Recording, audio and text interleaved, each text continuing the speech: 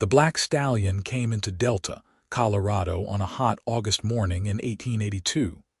Wild-eyed and furious, kicking at the fence posts hard enough that the wood splintered and sent shards flying across the dusty yard. Beatrice Gardner stood at the edge of the corral, her hand shading her eyes from the brutal sun, watching as 3 ranch hands scattered like tumbleweeds when the horse charged at them, teeth bared and hooves striking the air with lethal precision. "That is one mean animal," her father said, coming to stand beside her. Thomas Gardner had run the largest horse ranch in Montrose County for 20 years, and Beatrice had never heard that particular note of defeat in his voice before. "Bought him off a rancher up in Wyoming who swore he had good bloodlines. Paid $200 for that devil, and now I cannot get anyone near him without risking their lives." Beatrice watched the stallion circle the corral, his black coat gleaming like polished obsidian in the sunlight. He was magnificent, all raw power and untamed spirit, standing at least 16 hands high with a proud arch to his neck that spoke of intelligence beneath the fury. She could see it in his eyes, the way he assessed every movement around him, calculating threats and planning his next attack. This was not a stupid animal driven only by fear. This was a creature who had decided humans were the enemy, and he would fight them until his last breath. "Let me try," she said quietly. Her father turned to stare at her, his weathered face creasing with concern. "Beatrice, no. That horse has thrown every man I have got. Jim Morrison broke his collarbone yesterday, and he is the best horse breaker in 3 counties. I will not risk you getting hurt. Papa, look at him. Really look." Beatrice gestured toward the stallion, who had stopped his pacing to stand in the center of the corral, sides heaving, ears pinned back. "He is not mean. He is terrified. Someone hurt him badly and now he thinks everyone will do the same, but I can reach him. I know I can." Thomas Gardner studied his daughter, taking in her determined expression, the set of her jaw that reminded him so much of her late mother. Beatrice was 22 years old, tall and strong from years of working alongside the ranch hands, with sun-streaked brown hair that she kept in a practical braid and gray eyes that seemed to see straight through to the truth of things. She had always had a way with horses, a gentleness combined with unwavering confidence that put even the most nervous animals at ease. But this was different. This was dangerous. "If you get hurt, your Aunt Martha will have my hide," he said finally, and Beatrice knew she had won. She did not rush toward the corral. Instead, she spent the rest of that day simply sitting on the fence, far enough away that the stallion did not feel threatened, close enough that he had to acknowledge her presence. She brought her lunch out there, eating slowly while she hummed old songs her mother had taught her. The stallion watched her with suspicious eyes, but gradually his ears came forward, listening. The next day she did the same, and the day after that. On the 4th day, she climbed down from the fence and sat in the dust outside the corral, her back against the rails, reading aloud from a book of poetry. The stallion came closer, step by cautious step, until he stood just on the other side of the fence, breathing in her scent. "That is it," she murmured, not looking up from her book. "I am not going to hurt you, beautiful boy. You are safe with me." It was on the 7th day that she finally entered the corral. She brought nothing with her, no rope or bridle, just herself and a pocket full of apple slices.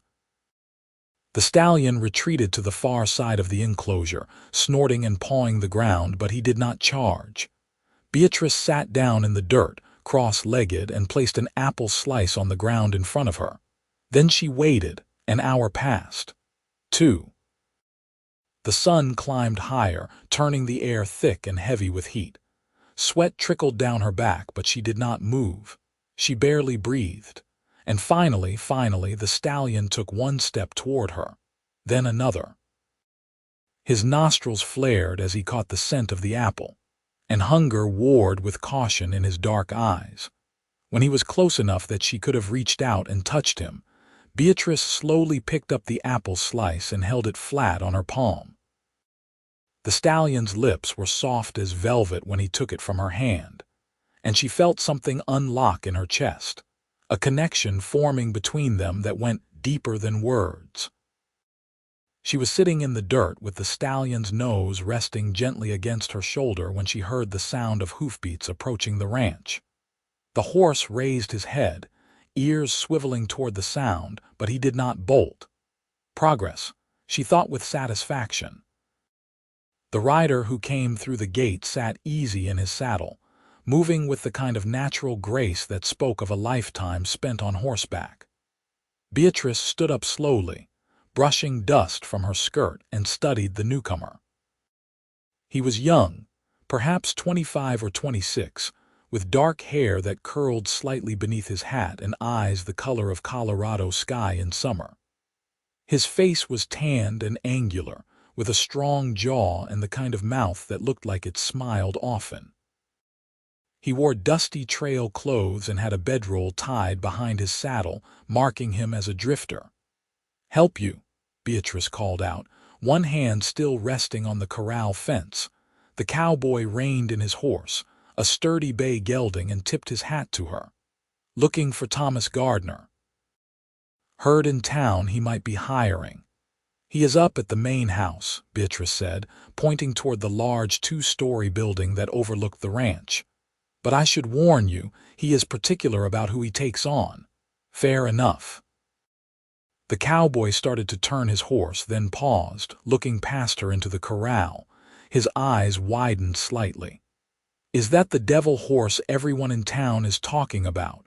"He is not a devil," Beatrice said, bristling. "He is just misunderstood." "I meant no offense, miss." The cowboy dismounted in one smooth motion, looping his reins over the fence post. He moved closer to the corral, studying the stallion with obvious interest. "I heard that animal threw every hand on the place, but he is standing right next to you calm as Sunday morning." "He knows I will not hurt him," Beatrice said simply. The cowboy turned his full attention to her then, and she felt the intensity of his gaze like a physical touch. "You got magic in your hands," he said quietly. "I have been working with horses since I was old enough to walk, and I have never seen anything like that. A week ago, that stallion was trying to kill anyone who came near him, and now he is eating out of your palm." Beatrice felt her cheeks warm under his scrutiny. "It is not magic. It is patience and respect. Horses are not machines. They have feelings, fears, memories. You have to earn their trust." "Reckon that is true for most creatures," the cowboy said, and something in his tone made her look up sharply. He was smiling at her, a slow, genuine smile that crinkled the corners of his eyes. "Name is Ashton Winters, madam. Most folks call me Ash." "Beatrice Gardner," she replied, taking his offered hand. His grip was firm and warm, calloused from hard work. "Most folks call me B." "Pleased to meet you, Miss B." Ash glanced back at the stallion, who was watching their interaction with pricked ears. "What is his name?" "I've been calling him Midnight," Beatrice said. "Seemed fitting." "Midnight," Ash repeated, testing the word, "suits him." "You planning to break him to saddle?" "Eventually. But not for a while yet. He needs to learn that humans can be trustworthy first. Once he believes that, the rest will come easy." Ash nodded slowly, like he was filing away this information for future use. "Your father is lucky to have you working his horses. Not many people have the patience for that kind of approach."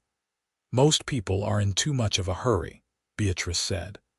"They want results now, not understanding that forcing an animal only makes things worse in the long run. A horse that trusts you will give you everything he has. A horse that fears you will only ever be looking for a way to throw you." "You sound like my grandfather," Ash said, and there was warmth in his voice. "He was a horse trader down in Texas." Taught me everything I know about reading an animal's spirit. Said you could tell everything about a person by how they treated their horse. Your grandfather was a wise man. He was. Ash's expression grew distant for a moment, then he shook his head as if clearing away cobwebs. Well, I should probably go introduce myself to Mr. Gardner. Do not want to waste his time standing here jawing. Good luck, Beatrice said. I hope he hires you. That makes two of us, Ash replied. He tipped his hat again, then mounted his bay and rode toward the main house, leaving Beatrice staring after him with an odd flutter in her stomach that had nothing to do with the summer heat. Her father did hire Ash, as it turned out. By supper time, the young cowboy had been assigned to the bunkhouse and put to work helping with the evening feeding. Beatrice watched from the corral, where she was still sitting with Midnight, as Ash moved through the barn with easy competence, handling the other horses with the same gentle confidence she had seen in the best horsemen. You like him, her father said, appearing at her elbow so suddenly she jumped. Papa, do not sneak up on me like that. Thomas chuckled. Sorry, sweetheart, but you have been watching that young man for the past 20 minutes without blinking. I have not, Beatrice protested, knowing her face was turning red. I was just observing how he handles the horses, making sure he is competent. Hum. Her father's eyes twinkled with amusement. Well, your observing seems to have paid off. He is good with them, I will give him that. Got a calm way about him. Reminds me of you, actually. Beatrice did not trust herself to respond to that, so she turned her attention back to Midnight, who was dozing in the evening sun, his head hanging low, one hind foot cocked in relaxation. The change in him over the past week was remarkable. He still would not let anyone else approach him, but with her, he was growing increasingly comfortable, following her around the corral like an oversized dog, whickering softly when she arrived each morning. Over the next 2 weeks, Beatrice continued her patient work with Midnight while trying not to notice how often her eyes strayed toward wherever Ash was working. It was difficult, because he seemed to be everywhere. He was a hard worker, up before dawn and still going strong after sunset, never complaining about the brutal heat or the back-breaking labor. The other ranch hands liked him, she noticed. He had an easy way with people, quick with a joke or a word of encouragement, always willing to lend a hand. And he watched her work with Midnight. Every chance he got, she would catch him standing at the fence, observing as she moved through the corral with the stallion, introducing him to the feel of a rope around his neck, the weight of a blanket on his back. He never interrupted, never offered unsolicited advice, just watched with those blue eyes that seemed to see everything. It was on a Tuesday afternoon, the sun beating down like a hammer on an anvil, when things changed. Beatrice had been working with Midnight for hours, getting him used to the saddle blanket, and both of them were hot and tired. She decided to take a break, stepping out of the corral to get some water from the pump. As she was drinking, Ash walked over, leading his bay. He is looking good, Ash said, nodding toward Midnight. You have done amazing things with him. Thank you, Beatrice said, wiping her mouth with the back of her hand. He is a fast learner once he decided to trust me. I have been meaning to ask, Ash said, leaning against the fence post. What happened to him? Someone must have hurt him pretty bad to make him that violent, Beatrice sighed. The man Papa bought him from said he got him at auction, and the sellers did not provide much history. But based on his reactions, I think someone used spurs on him cruelly, probably whipped him too. He has scars on his flanks that look like they came from a quirt used too hard. And there is something about men's voices that makes him more nervous than women's. I think a man abused him specifically. Ash's jaw tightened. Some people should not be allowed near animals. I agree. Beatrice watched Midnight grazing peacefully in the corral, his black tail swishing flies. But at least he is safe now, and once he is fully trained, Papa promised me he could be my personal mount. No one else will ride him but me. He is lucky to have found you, Ash said quietly. His gaze shifted from the horse to her face, and Beatrice felt that flutter in her stomach again, stronger this time. Must be something special about your touch, the way you gentled him when no one else could. It is not about touch, Beatrice said, trying to ignore how warm she felt under his scrutiny. It is about respect and consistency, being trustworthy, like I said. Magic. They stood in comfortable silence for a moment, and Beatrice found herself acutely aware of how close he was standing, the smell of sun-warmed cotton and leather and something that was uniquely him. She cleared her throat. You ride well, I have noticed. Where did you learn? Here and there, Ash said vaguely. My family had a small ranch in Texas, but it went under when I was 18. Been drifting since then, taking work where I can find it. Worked cattle drives, broke horses for the army, spent a year working for the Pony Express before the railroad put us out of business. That must have been exciting, Beatrice said. The Pony Express, I mean. It had its moments. Ash's expression grew thoughtful. But mostly it was long stretches of loneliness punctuated by brief moments of terror. I lost 2 friends to accidents, another to bandits. Started to feel like maybe staying in one place might not be such a bad idea. Is that why you are here? Looking for a place to settle, maybe? Ash met her eyes and something passed between them, an understanding that went beyond words. Depends on what I find. Beatrice's heart was beating faster than it should be, and she was trying to think of something to say when one of the ranch hands came running up, his face flushed with exertion. Miss B, your father needs you up at the house. Some men from town just arrived and they are asking about the Stallion. Beatrice frowned. What men? Did not catch all their names, but one of them says he is the horse's original owner. Says your father bought stolen property and he wants him back. Cold dread settled in Beatrice's stomach. She looked at Midnight, peacefully unaware of the threat approaching, and felt a fierce protectiveness rise up in her chest. He cannot have him, she said flatly. Papa bought that horse fair and square. Better go hear what they have to say, Ash said. His voice was calm, but his hand had dropped to rest on the knife at his belt, a casual gesture that suddenly reminded Beatrice this was the Wild West, where disputes were not always settled with words. Want me to come with you? No, stay here with Midnight. Make sure no one tries to take him. Beatrice started toward the house at a run, her skirts kicking up dust. The 3 men standing on the front porch of the Gardner house looked exactly like the kind of people who would abuse a horse. They were dirty, hard-faced, with guns on their hips and mean eyes. The one in the center, a barrel-chested man with a thick beard, was doing the talking. I told you, Gardner, that horse was stolen from my ranch 6 months ago. I got bills of sale going back 3 years proving ownership. The man who sold him to you was a horse thief, and I want my property back. Thomas Gardner stood with his arms crossed, his face unreadable.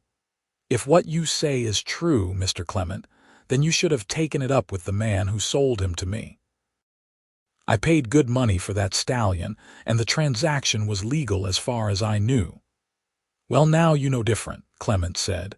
His eyes were cold and flat like a snake's. So you can either give me my horse back or we can involve the law. Your choice. The law sounds like a fine idea to me, Thomas said. The sheriff can sort this out proper. Clement's expression darkened. I did not ride all the way down from Wyoming to waste time with lawyers and lawmen. That horse is mine and I am taking him. You can keep your $200 as compensation for your trouble. That horse is not going anywhere until we get this straightened out legal, Thomas said, and his hand moved to rest on his own gun. The ranch hands who had gathered around the porch shifted, and suddenly the air was thick with tension. Beatrice pushed through the crowd. "Papa, what is happening?" "These men claim Midnight belongs to them," Thomas said. "Say he was stolen." Beatrice looked at Clement and felt her skin crawl. She knew, with absolute certainty, that this was the man who had hurt Midnight. She could see it in the casual cruelty of his expression, the way his mouth twisted when he looked at her. "If that horse was yours, you lost any claim to him when you abused him," she said, her voice shaking with anger. "I have seen the scars. I know what you did." Clement's eyes narrowed. "I discipline my animals however I see fit, girl. No business of yours. It became my business when I spent 2 weeks undoing the damage you caused," Beatrice shot back. "That horse was broken in spirit when he arrived here, terrified of humans because of what you did to him. And now you want to take him back so you can hurt him more, over my dead body." "Beatrice," her father warned. "No, Papa, this man is a brute and a liar. Even if he does technically own Midnight, we cannot let him take that horse back into an abusive situation. It is wrong." Clement took a step toward her, his face flushing with anger. "You got a smart mouth on you. Someone should teach you to mind your place." Ash appeared at Beatrice's side so quickly she did not see him approach. His voice was soft, but there was steel beneath it. "You will want to step back, friend.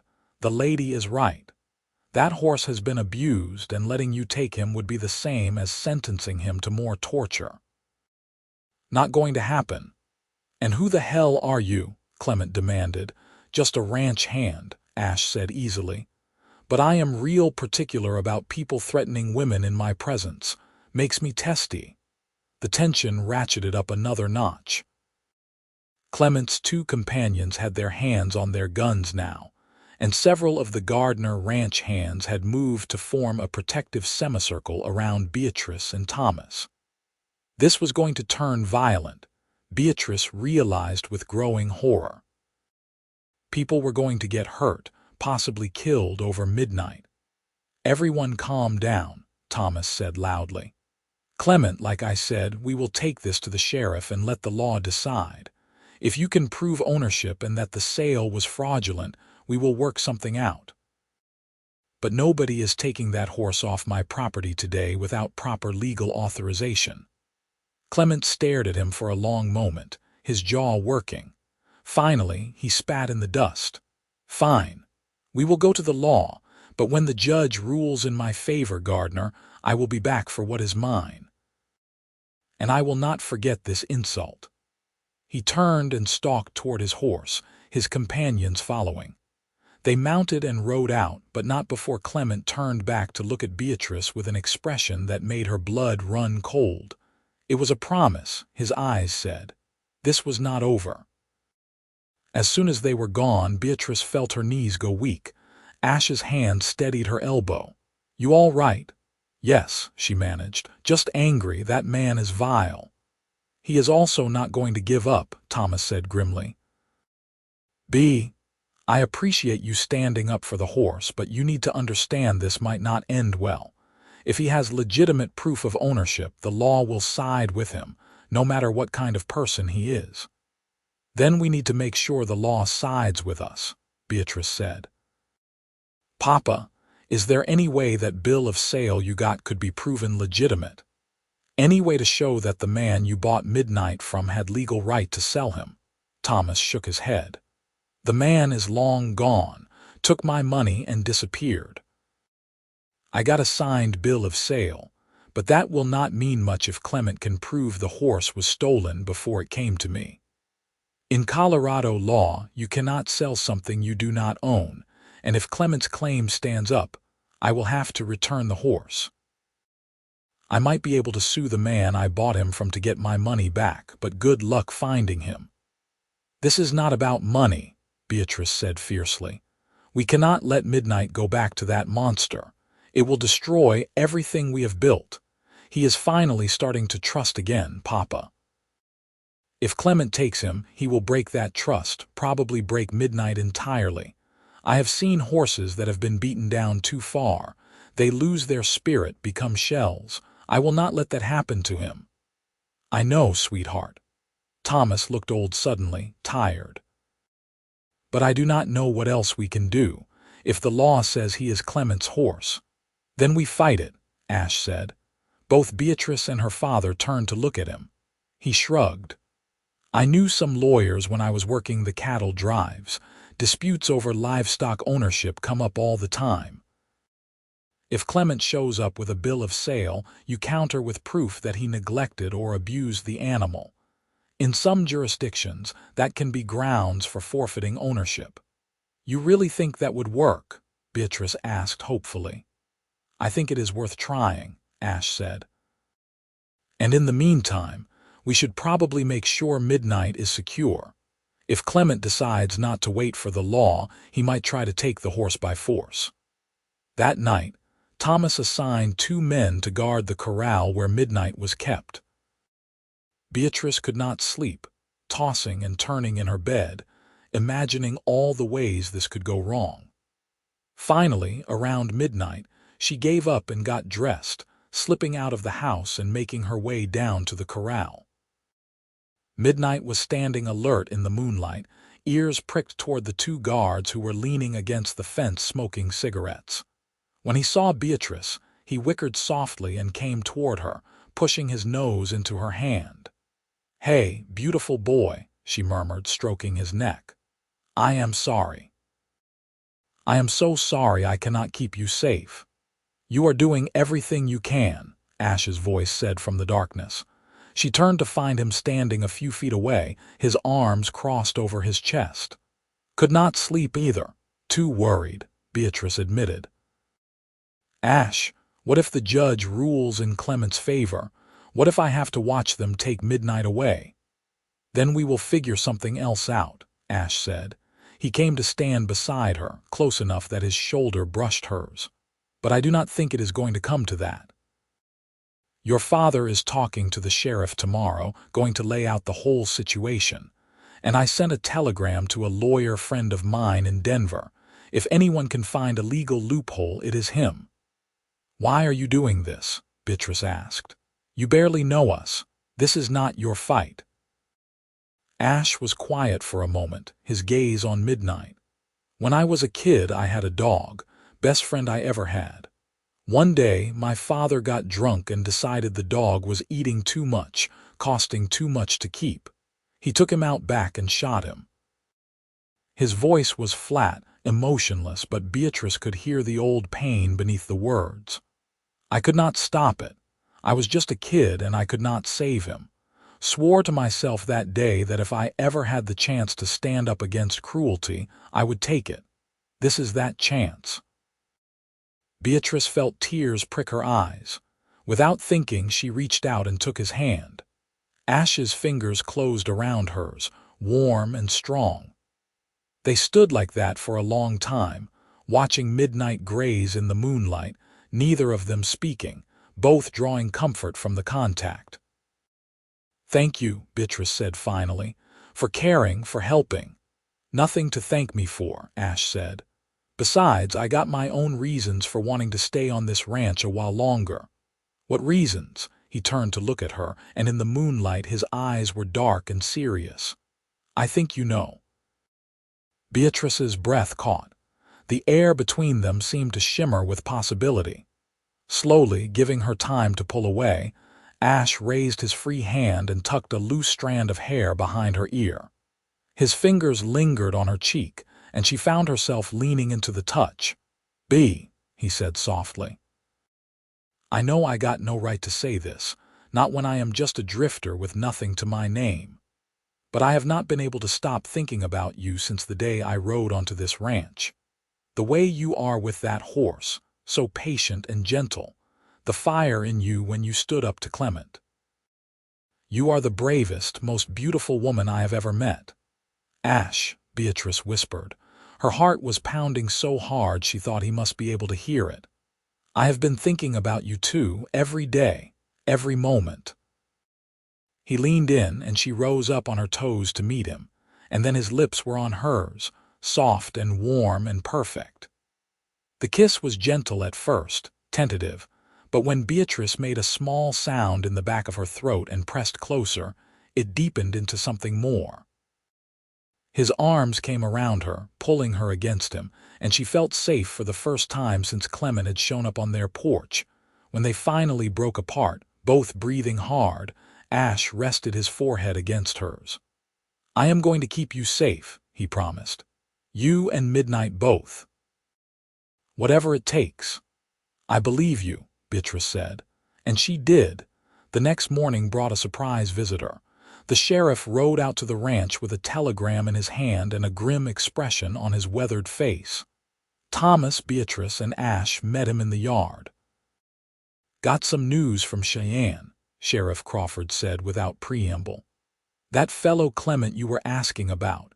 Turns out he is wanted for horse theft up in Wyoming. Several ranchers have filed complaints against him over the past year.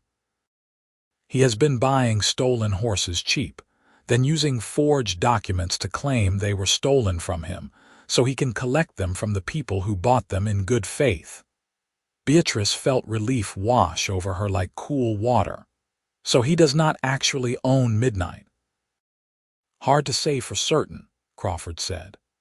"But given his history, I am inclined to believe your horse was legitimately sold by someone who had legal right to do so, and Clement is running a con to get valuable animals for free. I sent a telegram to the Wyoming authorities asking for more information. Until we hear back, I told Clement he is not to set foot on this property. If he does, I will arrest him for trespassing." "Thank you, Sheriff," Thomas said, shaking his hand. "This is a load off our minds." "Do not thank me yet," Crawford warned. "Clement is not the type to give up easy. He has probably figured out we are onto his scheme, which means he might try something desperate. I would keep that horse well guarded if I were you." He rode off, leaving the three of them standing in the yard. Beatrice turned to Ash. "You do not think he would really try to steal Midnight, do you?" "I think a man like Clement is capable of anything," Ash said seriously. "And a horse like Midnight is worth a lot of money to the right buyer. We should probably move him somewhere more secure, at least until this is resolved." "The barn has stalls with good locks," Thomas said. "We can put him in there, set up a rotation of guards. I will talk to the hands, make sure everyone knows to keep their eyes open." They spent the rest of the day making preparations. Midnight was moved into the barn's largest stall, a spacious box with thick walls and a door that could be bolted from the outside. The Stallion was not happy about being confined after weeks of corral freedom, but Beatrice stayed with him, soothing him with soft words and gentle touches until he settled. "I know you do not like it in here," she told him, scratching behind his ears the way he loved. "But it is just for a little while, until the bad men go away. Then you can go back outside, I promise." Midnight snorted and lipped at her pockets, looking for treats. She laughed and produced an apple, watching as he crunched it contentedly. It was hard to believe this was the same animal who had tried to kill people less than a month ago. The transformation was remarkable, testament to what patience and kindness could accomplish. Ash appeared in the stall doorway, a bedroll under his arm. "Thought I would sleep in the barn tonight." "Just in case." "You do not have to do that," Beatrice protested. "The other hands will be taking shifts, I know, but I will sleep better knowing I am here." Ash set his bedroll down in an empty stall across from Midnight's. "Besides, gives me an excuse to spend more time near you." Beatrice felt her cheeks warm. They had not had a chance to talk about the kiss, what it meant, where this thing between them was going. Part of her was afraid to examine it too closely, worried that if she looked at it straight on it might disappear like morning mist. But another part of her, the brave part that had walked into a corral with a dangerous horse, wanted to grab onto this feeling with both hands and never let go. "Ash," she started, then stopped, not sure how to put her feelings into words. He crossed to her, taking her hands in his. I know. Me too. You do not even know what I was going to say, do not I? His smile was soft, intimate. You were going to say you are scared, that this is happening fast, that you do not know if you can trust it. Am I that transparent? No, I just feel the same way. Ash squeezed her hands gently. I have been drifting for years, never staying in one place long enough to put down roots. Told myself I liked it that way, being free, not being tied down. But the truth is I was lonely. I just did not want to admit it. And then I rode onto this ranch and saw you sitting in that corral with the most dangerous horse in Colorado eating out of your hand, and something just clicked into place. Like I had been looking for something my whole life without knowing what it was, and suddenly there you were.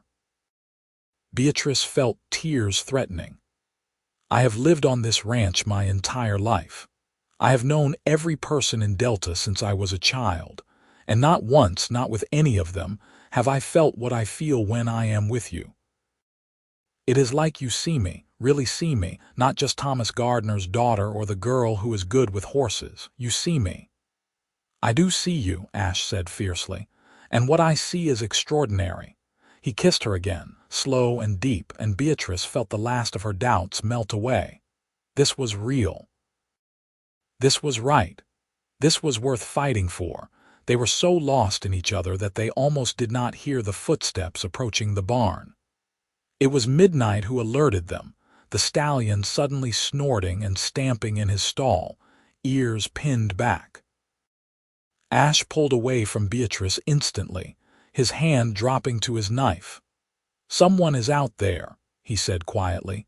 They moved to the barn door, peering out into the darkness. The moon was behind clouds, making visibility poor, but Beatrice thought she saw movement near the corral where Midnight used to be kept. Shadows separating from shadows, moving with purpose. Where are the guards? Beatrice whispered. I do not know. Ash's voice was grim. Stay here. I am going to check. No, I am coming with you. Do not argue. That is my horse they are after. I am coming. They slipped out of the barn, staying low, moving as quietly as possible through the darkness. As they got closer to the corral, Beatrice could make out 3 figures. They were at the fence, looking into the empty enclosure, their voices carrying on the night air. I told you he would be moved, one of them said, and Beatrice recognized Clement's rough voice. Check the barn.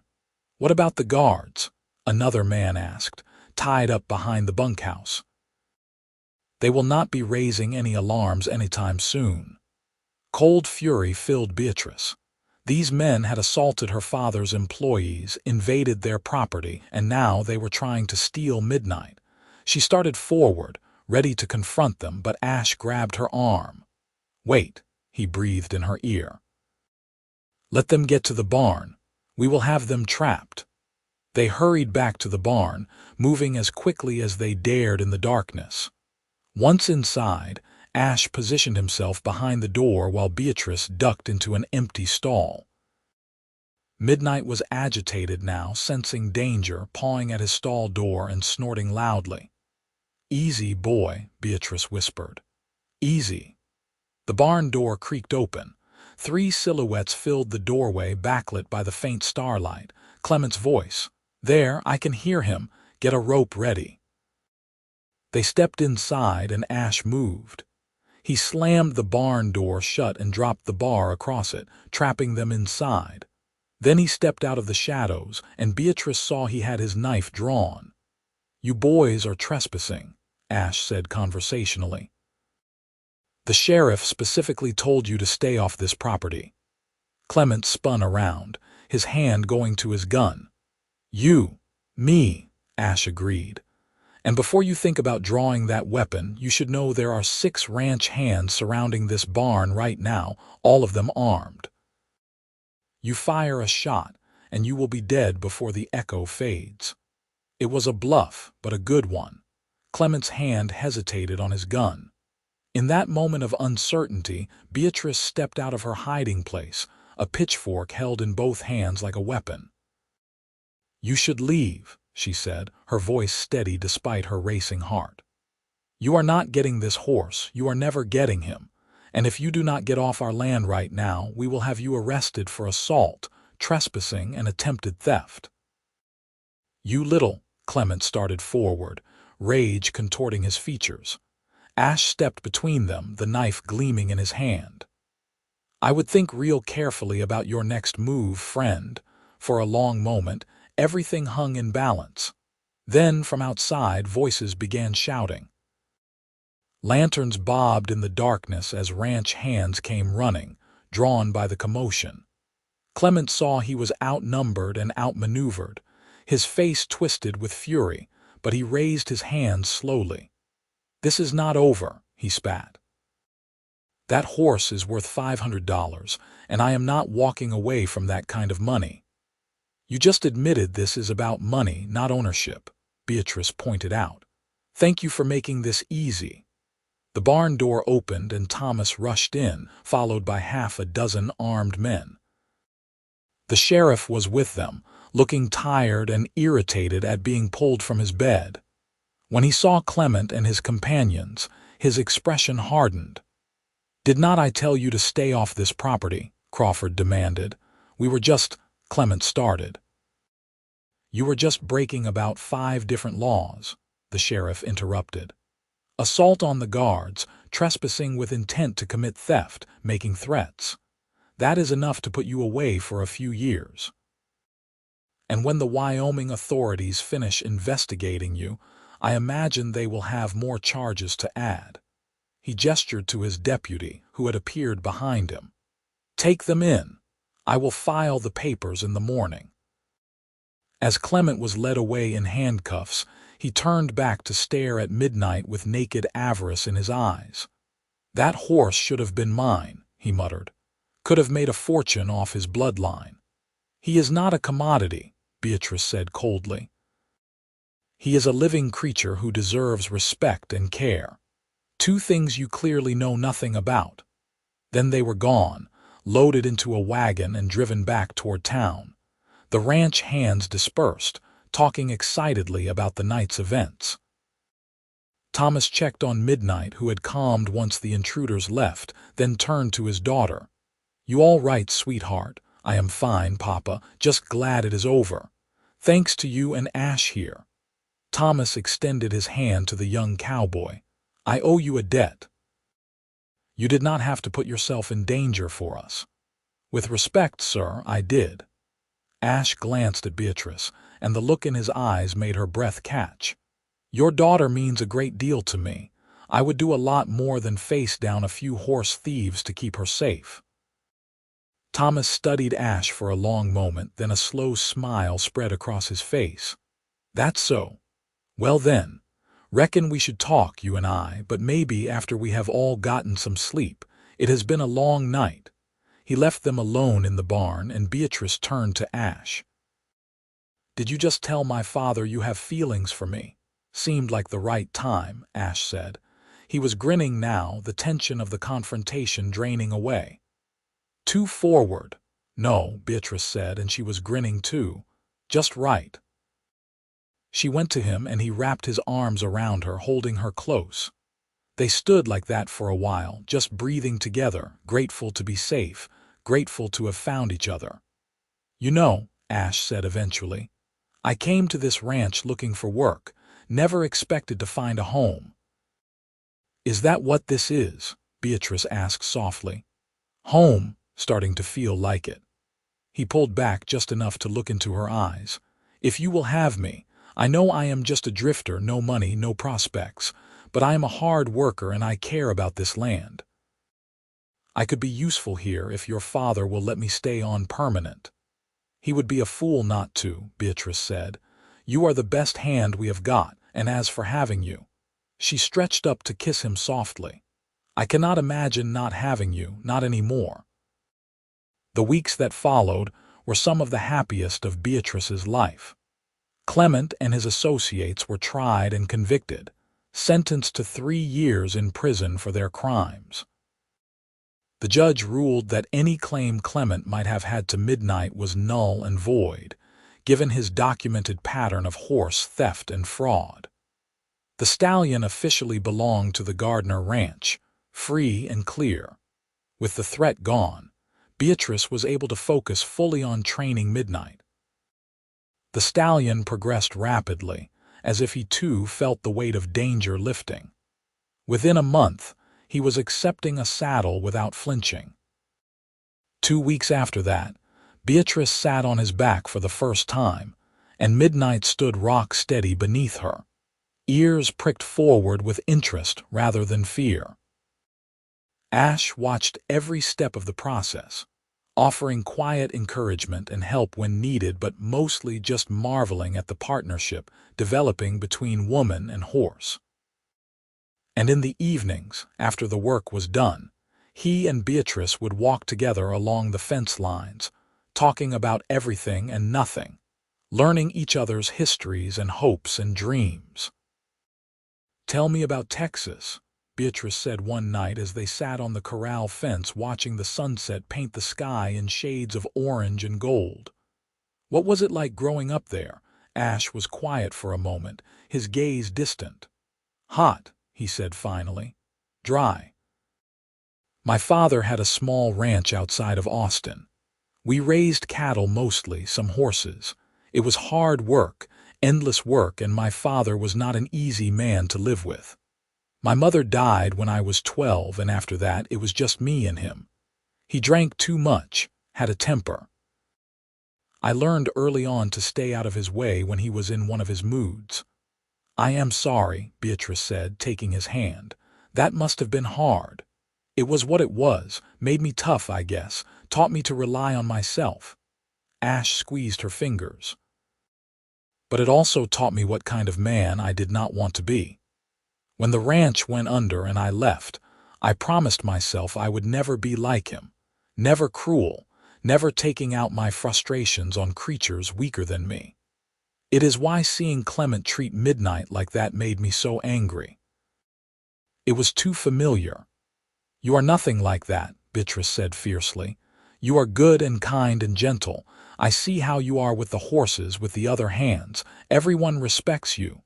I hope so." Ash turned to look at her, and in the fading light his eyes were very blue. "Because I am planning to stick around for a long while, if that is all right with you." "More than all right," Beatrice said. "In fact, I insist on it." He kissed her then, slow and sweet, and Beatrice felt happiness bloom in her chest like a spring flower. This was real. This was lasting. This was love. By October, Midnight was fully trained.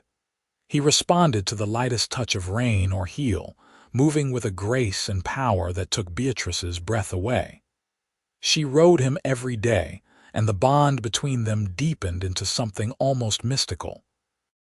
It was as if they could read each other's minds, anticipate each other's movements. Horse and rider, moving as one, the other ranchers in the area began to take notice. Word spread about the devil horse that had been transformed by Thomas Gardner's daughter, and people started coming to the ranch to see Midnight for themselves. Some wanted to buy him, offering prices that made Thomas's eyes widen, but Beatrice refused every offer. Midnight was not for sale. He was hers and she was his, and that was the end of it. "You have a gift," one wealthy rancher from Gunnison told her after watching Beatrice put Midnight through his paces. "I would pay you good money to train some of my stock. Got a mare that is too spirited for most riders. Thrown everyone who has tried her." "I appreciate the offer," Beatrice said, "but I have my hands full here with my father's horses." "Shame," the rancher said, "but if you ever change your mind, the offer stands." After he left, Ash found Beatrice in the barn, brushing Midnight until his coat gleamed like black silk. "You could make a real business out of this, you know, training problem horses. There is clearly a demand." "Maybe someday," Beatrice said, "but honestly, I am happy right where I am. I have the ranch, I have Midnight, I have." She trailed off, suddenly shy. You have me, Ash finished softly. He came to stand beside her, his hand settling on the small of her back. And I have you, which is why I talked to your father this morning. Beatrice's heart started to pound. What about? About intentions. About the future. Ash took her hand and she realized he was nervous, his palms slightly sweaty against hers. B, I know we have not known each other long, only a few months. But in that time you have become the most important person in my world. When I think about my future, all I see is you. You and me building a life together here on this ranch, raising horses, raising. He paused, swallowed hard. Raising a family, maybe, if that is something you want. Beatrice could barely breathe. Ash, are you asking? I am asking if you will marry me, Ash said in a rush. I do not have a ring yet. I have been saving my wages, but it will be a few more months before I can afford a proper one. But I could not wait to ask. I love you, B. I love your strength and your kindness and the way you see the best in everything, even broken horses and broken men.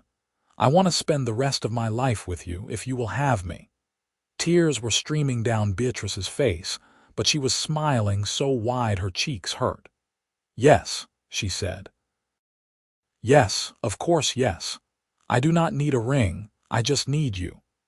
He kissed her then, and it was different from all the other kisses they had shared. This one was a promise, a commitment, a beginning.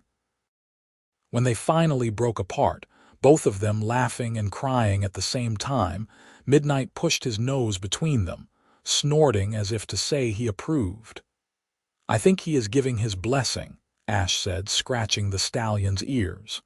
He had better, Beatrice said. You come as a package deal now. All three of us. They told Thomas that evening over dinner. Her father took the news with a knowing smile as if he had been expecting it for weeks. I already told Ash he has my blessing, he said. He is a good man, and I have seen how he makes you happy. Your mother would have loved him. I wish she could have met him, Beatrice said wistfully. Her mother had died 5 years ago, a victim of pneumonia, and not a day went by that Beatrice did not miss her. She knows, Thomas said gently, and she is happy for you, I am sure of it. They were married in December, in the small church in Delta with the whole town in attendance.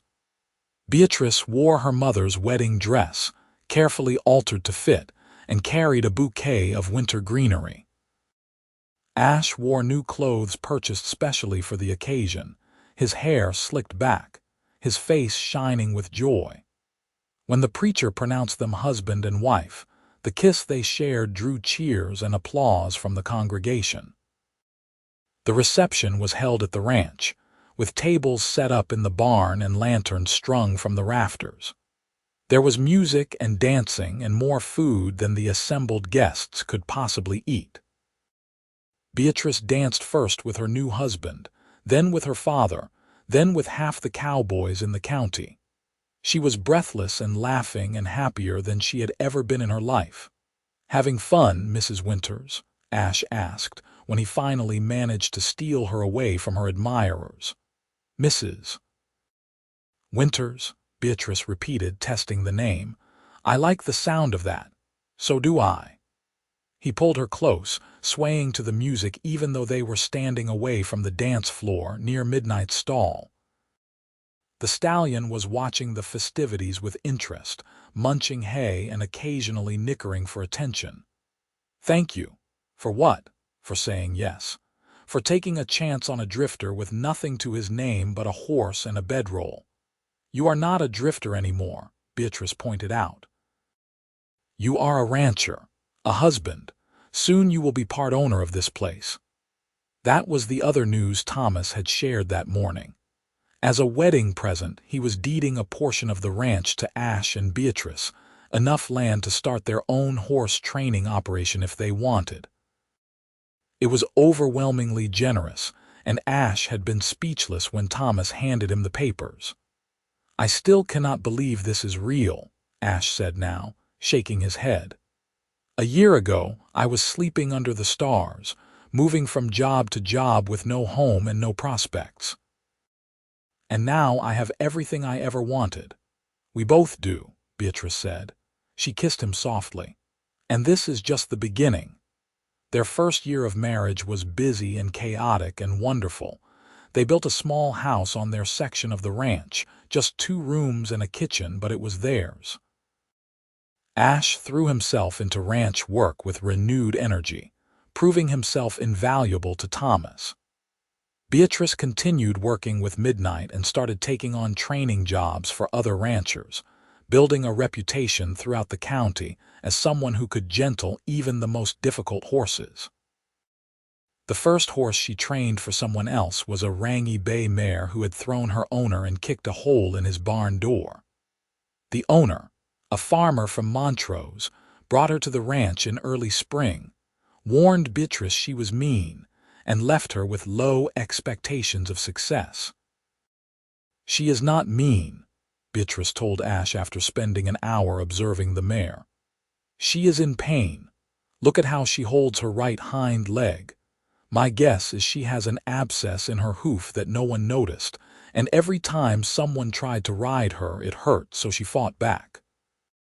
Sure enough, when the farrier examined the mare, he found a deep abscess that had probably been festering for weeks.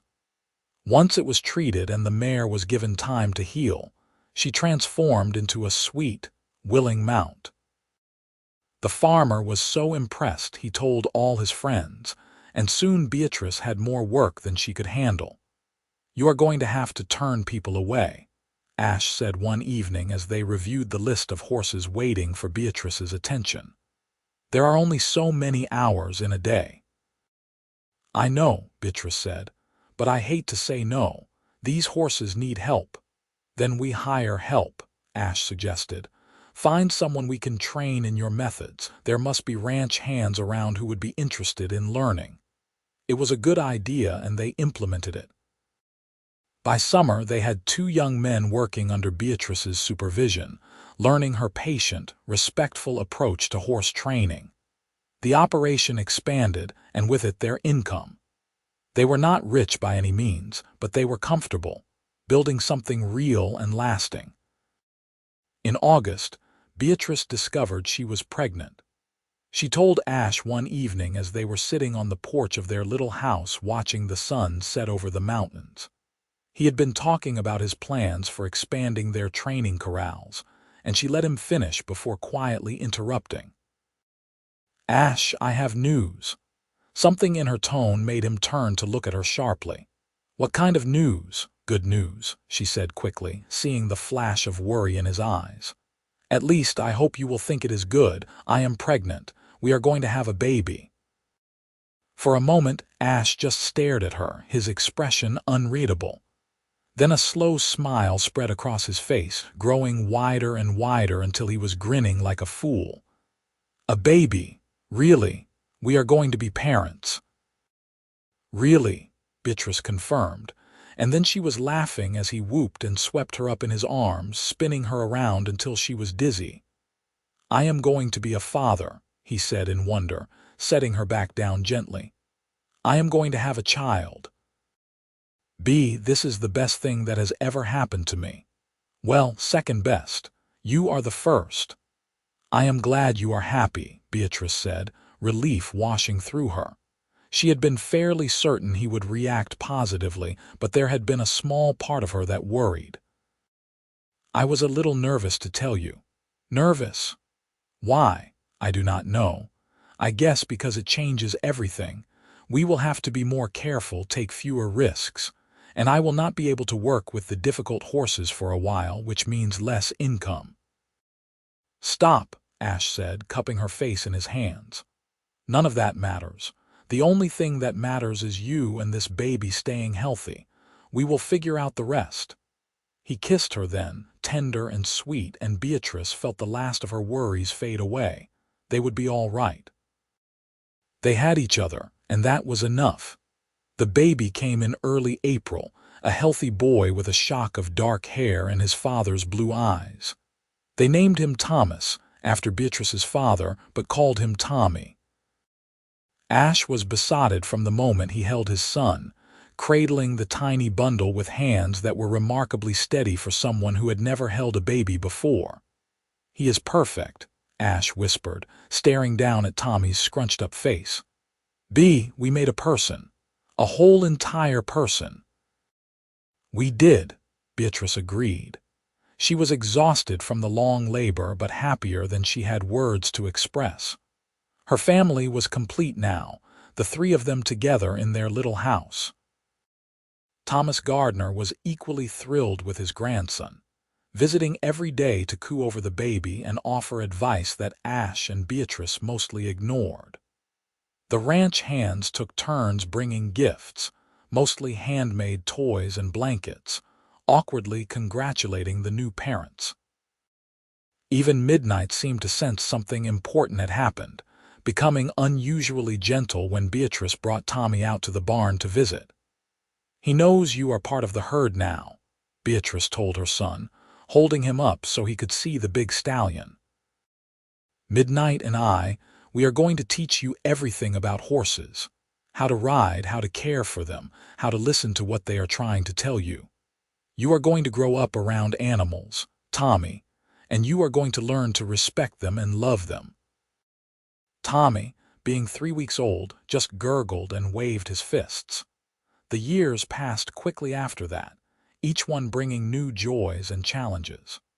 Tommy grew into a bright, energetic child who indeed loved horses as much as his mother did.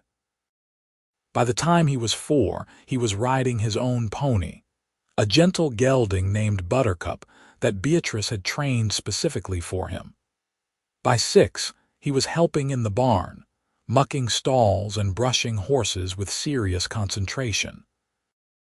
When Tommy was 7, Beatrice gave birth to twins, a boy and a girl they named Daniel and Rose. Ash, confronted with 2 babies at once, was hilariously overwhelmed at first, but he adapted quickly. The twins were easier babies than Tommy had been, sleeping through the night early and generally agreeable to whatever their parents decided. The horse training business continued to thrive. Beatrice's reputation spread beyond Colorado, and people from as far away as Kansas and Nebraska started bringing their problem horses to her. She worked with each one, patient and steady, and her success rate was remarkable. Out of over 100 horses she trained in 10 years, only 3 proved impossible to rehabilitate, and those 3 had been so badly abused that Beatrice honestly believed they were better off being peacefully put down than continuing to suffer. Ash became a full partner in running the ranch after Thomas semi-retired at age 65. He proved to have a good head for business, expanding their breeding program to focus on producing quality working horses for ranchers throughout the region. Between Beatrice's training operation and Ash's breeding program, the Gardner Winters Ranch became one of the most successful in Colorado. Midnight lived to the remarkable age of 28. Still sound and healthy almost until the end. He remained Beatrice's personal mount throughout his life, though in his later years she rode him less and simply spent time with him, brushing his graying coat and feeding him apples. When he finally passed peacefully in his sleep one spring morning, Beatrice wept as if she had lost a family member. In many ways she had. Midnight had been her introduction to Ash, the catalyst that had brought them together.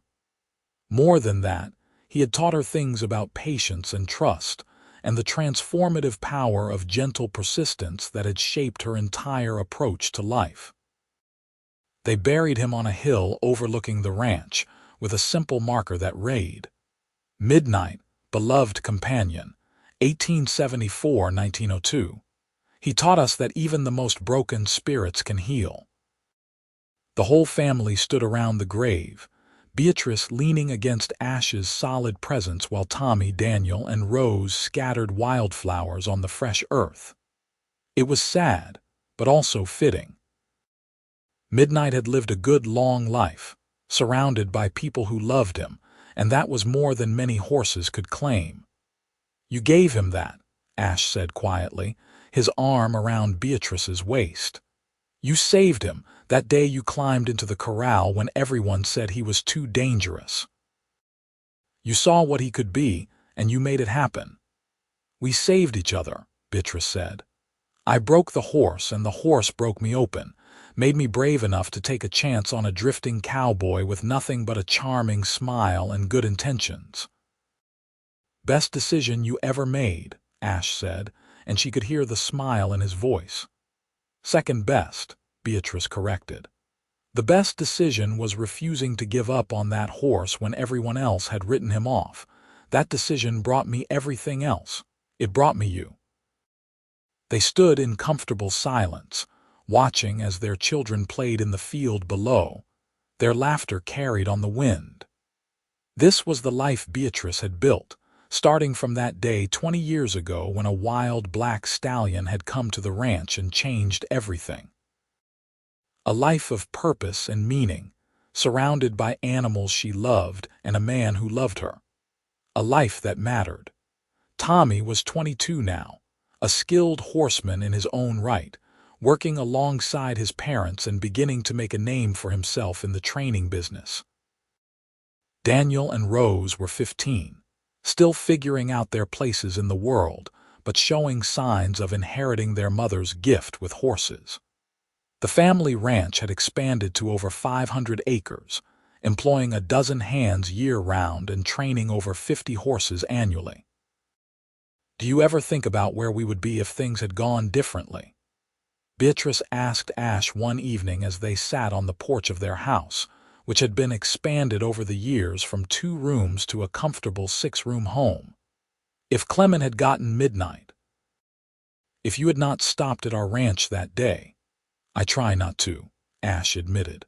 Because thinking about it makes me realize how lucky I was. What are the odds that I would ride into Delta, Colorado on that specific day? That I would meet you within an hour of arriving? That everything would line up just right to bring us together? Some people would call it fate, Beatrice said. Some people would call it magic, Ash countered.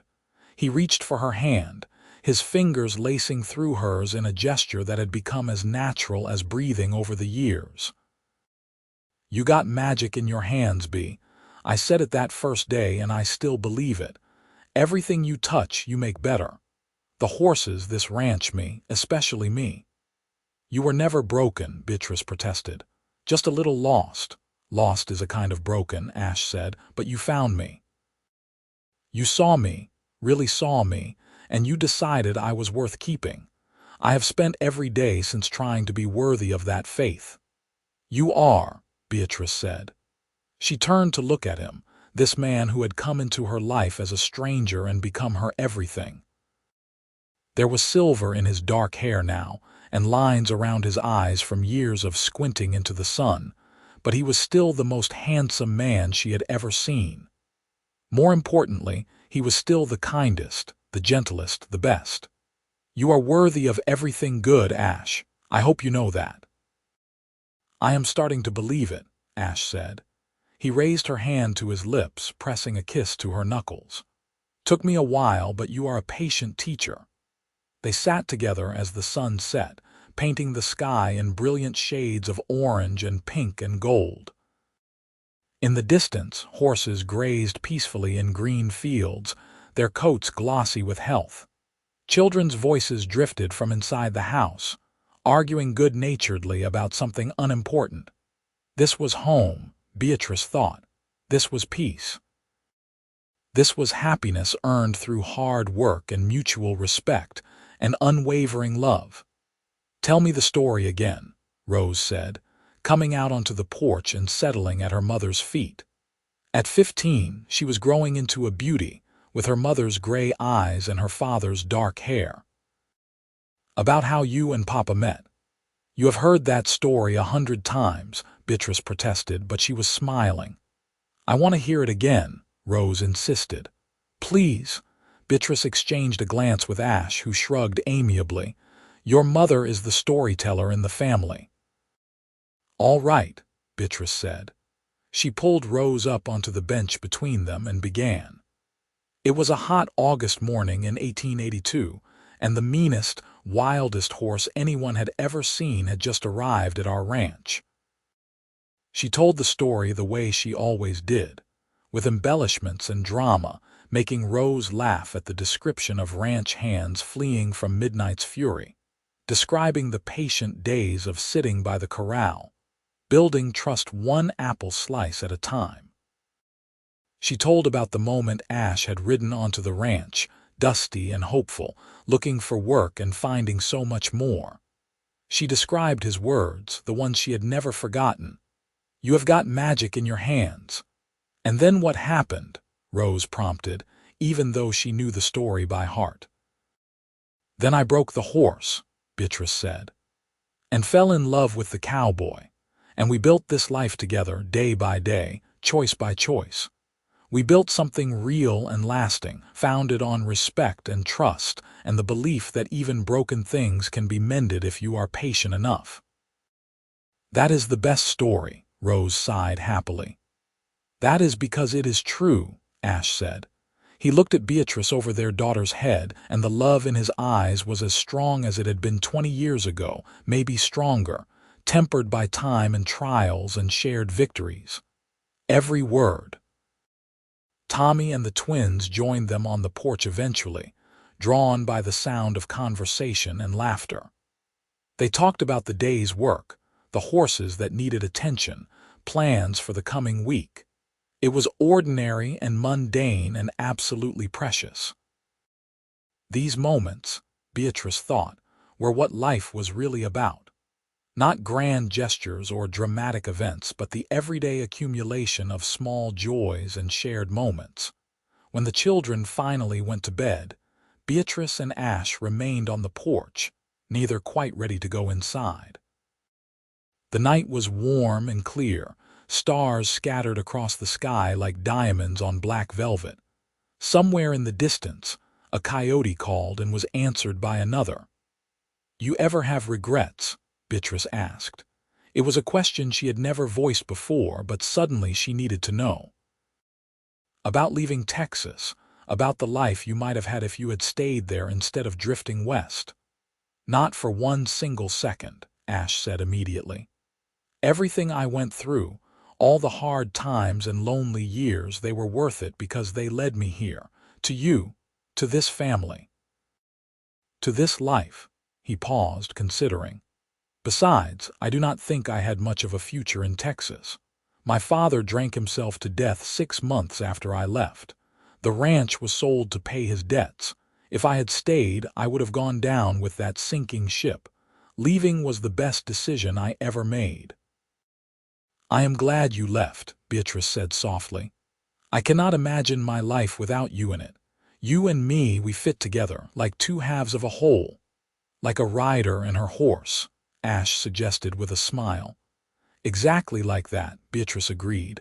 "Partners, working together toward a common goal. Supporting each other, trusting each other. That is what we have, is it not? A partnership built on trust." "Among other things," Ash said. His hand found hers in the darkness, fingers intertwining. "Love helps too." "Love helps a lot," Beatrice acknowledged. She rested her head on his shoulder, comfortable and content. "I love you, Ash Winters. I have loved you since the day you told me I had magic in my hands. I will love you until the day I die, and probably after that too." "I love you too," Ash said, his voice rough with emotion. "You are my home, Bea. The only home I have ever really had. You and these children and this ranch, this is where I belong. Where I have always belonged, even when I did not know it yet." They sat together in the warm darkness, two people who had found each other against impossible odds and built something beautiful. In the barn, horses stirred and settled. In the house, children dreamed. And on the porch, husband and wife held each other close, grateful for every moment, every choice, every twist of fate that had brought them together. The years continued to pass, bringing changes as all years do. Thomas Gardner passed away peacefully at 72. Surrounded by family, his last words a whispered thanks to Beatrice for giving him such beautiful grandchildren. They buried him next to his wife on the hill near Midnight's grave, and the whole town came to the funeral to pay respects to a man who had been respected and loved by everyone who knew him. Tommy married at 25, bringing a sweet-natured young woman named Sarah to join the family. She had grown up on a farm and took to ranch life easily, helping Beatrice with the training operation and bearing 3 children in quick succession, all boys who showed signs of inheriting the family talent with horses. Daniel decided he wanted to be a veterinarian, a choice that surprised no one. He left for Denver to attend school, but promised to return and set up practice in Delta once he completed his education. Rose, meanwhile, showed a gift for breeding and raising foals, developing an eye for bloodlines and conformation that impressed even the most experienced horsemen. The ranch continued to prosper under Ash and Beatrice's leadership. They were in their mid-40s now, still strong and capable, but beginning to appreciate the luxury of sitting down after a long day's work. They had earned their success through decades of hard work and smart decisions, and now they could afford to delegate some of the harder tasks to younger workers while focusing on the aspects of the business they loved most. For Beatrice, that meant working with the difficult horses, the ones that needed her special touch. She was slower now than she had been at 22, more cautious, but also more experienced. She could read a horse's body language at a glance, diagnose problems that younger trainers missed. Her reputation had spread far beyond Colorado, and she occasionally received letters from as far away as California and New York, asking for advice on handling problem horses. For Ash, fulfillment came from breeding quality horses and watching them go out into the world to make their owners' lives better. He had developed several bloodlines that were known for their intelligence, stamina, and gentle temperaments, and buyers came from across the West to purchase Gardner Winter's horses. He took pride in knowing that somewhere, a rancher was riding one of his horses through mountain passes, or a family was teaching their children to ride on a gentle mare he had bred and raised. They still rode together when time allowed, just the two of them, following trails through the hills around the ranch. These rides were Beatrice's favorite times, just her and Ash and the horses, moving through the landscape they loved. They talked about everything and nothing, sharing observations about the weather, the wildlife, the state of various fences that needed repair. Or sometimes they did not talk at all, comfortable in the silence that came from knowing someone so well that words became unnecessary. "Do you remember that first ride we took together?" Ash asked one autumn afternoon as they paused on a ridge to let the horses rest. Below them, the ranch spread out like a patchwork quilt, fields and corrals and buildings neat and well-maintained. "Must have been a month after we met. You wanted to check on some cattle in the north pasture, and I volunteered to come along." "I remember," Beatrice said. She was riding a dappled gray mare, one of Midnight's granddaughters who had inherited his intelligence and spirit if not his dramatic coloring. "You were trying so hard to impress me." "Was it that obvious?" "Completely," Beatrice said with a laugh. "You kept showing off, jumping fences that could easily have been gone around, riding one-handed. I thought you were going to break your neck trying to make me think you were a great rider." "I was a great rider," Ash protested. "You are," Beatrice agreed. "But you did not need to prove it so dramatically. I was already impressed. Had been since that first day watching you handle your bay gelding. You moved like you and the horse were one creature. It was beautiful." "You never told me that," Ash said, pleased. "I was too busy trying not to let you see how much I liked you," Beatrice admitted. "I kept telling myself it was too soon, too fast, that I barely knew you, but my heart knew better. My heart knew from the beginning that you were special." "My heart knew too," Ash said. He reached across the space between their horses to take her hand. "Best day of my life riding onto this ranch. Second best was the day you married me." "What about the days our children were born?" Beatrice teased. "Those were good days too," Ash acknowledged. "But they do not beat seeing you for the first time, sitting in that corral with the devil horse calm as a kitten beside you. That moment changed my entire life." They rode back to the ranch as the sun began to set, arriving just as the hands were finishing the evening feeding. Beatrice dismounted and spent a few minutes with her mare, brushing her down and checking her hooves, the routine tasks that had been part of her daily life for as long as she could remember. These moments of caring for horses were meditative, soothing in a way nothing else was. "Mama," Rose called from the barn door. "There is someone here to see you, says he has a horse that needs your help." Beatrice sighed but smiled. There was always one more horse, one more person needing help. She handed the mare off to a stable hand and went to meet the visitor. He was a young man, barely 20, with nervous eyes and calloused hands. Behind him in a trailer was a paint gelding who looked terrified, eyes rolling, body trembling. "Miss Winters," the young man said, "my name is Jacob Miller. I heard you work miracles with problem horses. This here is Paint. I bought him 6 months ago, was told he was broke to saddle, but he will not let anyone near him. I have tried everything, been patient like folks said, but he just gets worse. I am at the end of my rope. If you cannot help him, I do not know what I will do." Beatrice walked slowly to the trailer, assessing Paint with experienced eyes. The gelding was thin, underfed, with rub marks from a halter that had been left on too long. His coat was dull and his hooves overgrown. This was not a horse that had been getting proper care. "How much time can you spare him here?" Beatrice asked.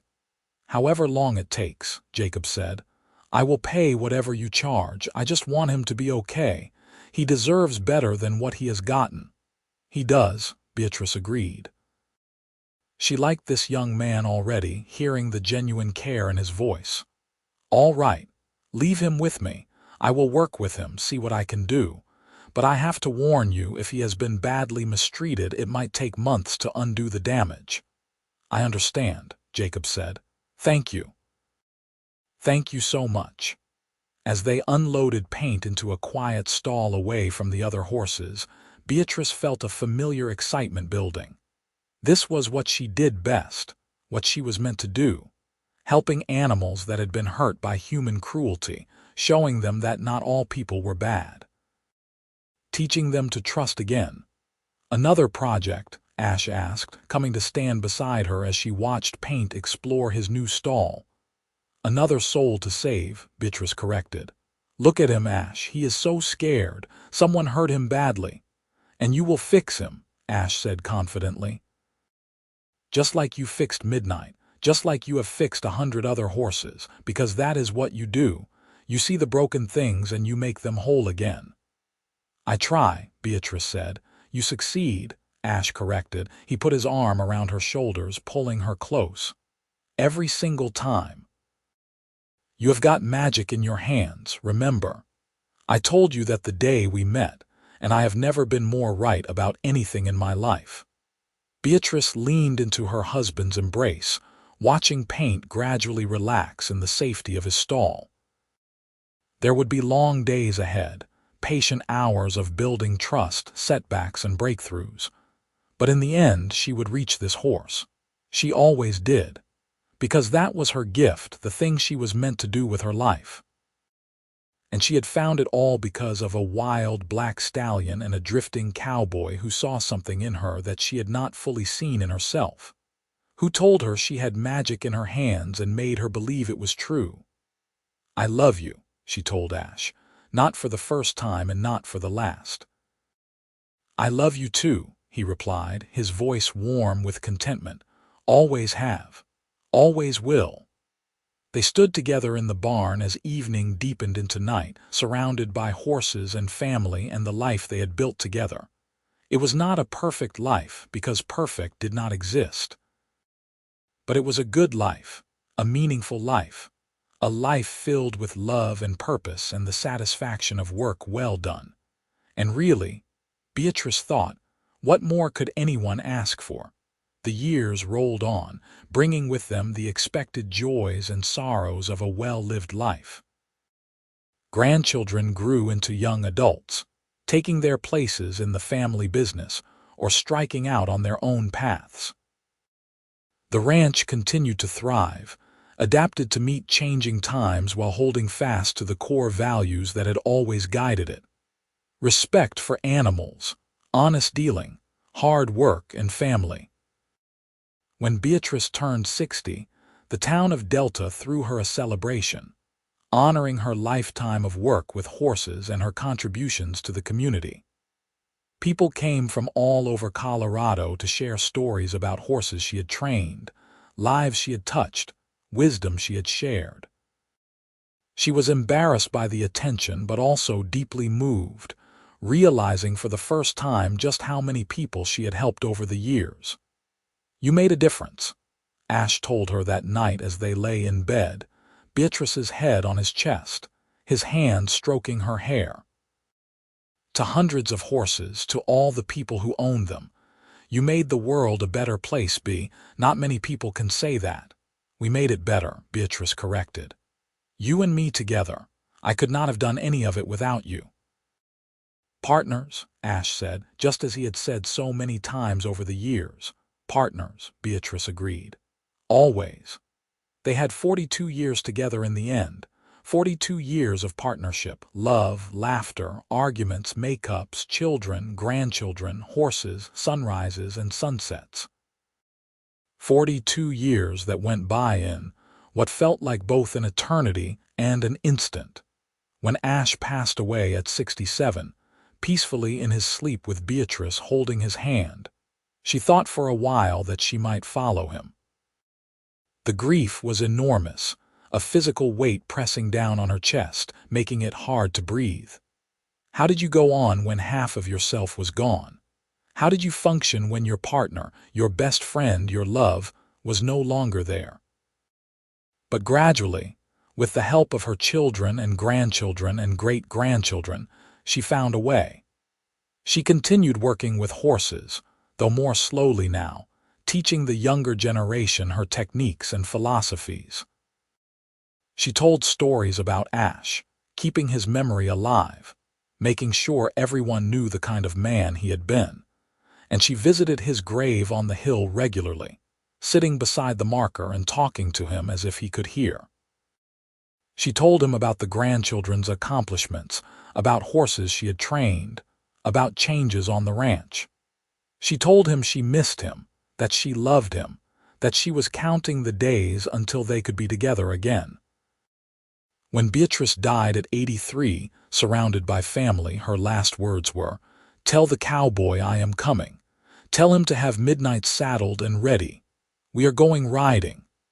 They buried her next to Ash on the hill overlooking the ranch, with midnight on her other side. Three souls who had found each other against all odds and created something beautiful. Three beings who had understood that respect, patience, and love could overcome any obstacle, heal any wound, bridge any gap. The ranch continued under Tommy's leadership, then his eldest son, then his grandson. The Gardner Winters horse training program remained successful for generations, based on the principles Beatrice had established all those years ago when she walked into a corral with a dangerous stallion and refused to give up on him. And sometimes, on quiet evenings when the sun was setting over the mountains, ranch hands swore they could see three figures on the ridge: a woman, a man, and a black horse, riding together into the golden light. It was just a trick of the shadows, of course, the play of sunlight and imagination. But it was a comforting story, the kind that reminded people that true love and trust never really died. They just transformed into something eternal, something that lived on in memory and legacy, and the values passed down through generations. Because that is what Beatrice and Ash had created in their time together. Not just children and grandchildren, though those were precious. Not just a successful business, though that was important. What they had created was a legacy of compassion, of the belief that gentleness was stronger than force, that patience was more powerful than violence, that even the most broken spirits could heal if given time and trust and love. It was a lesson worth learning, a story worth telling, a legacy worth preserving. And it all started with a wild black stallion, a patient young woman, and a drifting cowboy who recognized magic when he saw it.